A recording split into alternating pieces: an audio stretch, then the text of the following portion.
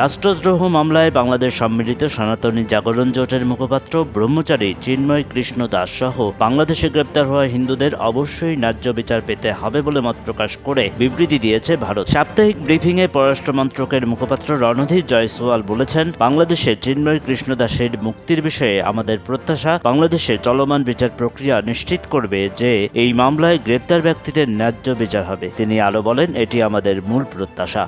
25 November Dhaka থেকে চট্টগ্রামে যাওয়ার সময় শাহজালাল বিমানবন্দর থেকে গোয়েন্দা পুলিশ চিন্ময় কৃষ্ণ দাসকে গ্রেপ্তার করে। পরদিন 26 নভেম্বর ম্যাজিস্ট্রেট আদালতে চিন্ময় দাসের জামিন নামঞ্জুর করে কারাগারে পাঠানোর নির্দেশ দেয়। ওই দিন চিন্ময় দাসের জামিনকে ঘিরে সংঘর্ষ ভাঙচুরের পর সাইফুল ইসলাম আলিফ নামে একজন আইনজীবী নিহত হন। এরপর 2 দফায় জামিন আবেদন করা হলেও চিন্ময় দাসের জামিন নামঞ্জুর করেন চট্টগ্রাম আদালত। চট্টগ্রামে 30 অক্টোবর 18 জনের বিরুদ্ধে রাষ্ট্রদ্রোহ মামলা করা হয়। গত বছরের 25 অক্টোবর চট্টগ্রামের লালদিঘি ময়দানে একটি বিক্ষোভের সময় বাংলাদেশের জাতীয় পতাকার উপরে একটি গেরুয়া পতাকা রাখা হয়েছিল। এমন একটি ঘটনার জন্য তার বিরুদ্ধে অভিযোগ করা হয়। চট্টগ্রামের একটি আদালতে হাজির হলে তার আবেদন নাকচ হয়ে যায় এবং তাকে হেফাজতে পাঠানো হয়। শেখ হাসিনাকে ফেরত চাওয়ার বিষয়ে পররাষ্ট্র মন্ত্রণালয়ের মুখপাত্র বলেন, আমরা বাংলাদেশের সাবেক প্রধানমন্ত্রী শেখ হাসিনার প্রত্যর্পণের বিষয়ে একটি নোট পেয়েছি। এই ঘটনায় আমাদের কাছে এইটুকুই তথ্য আছে।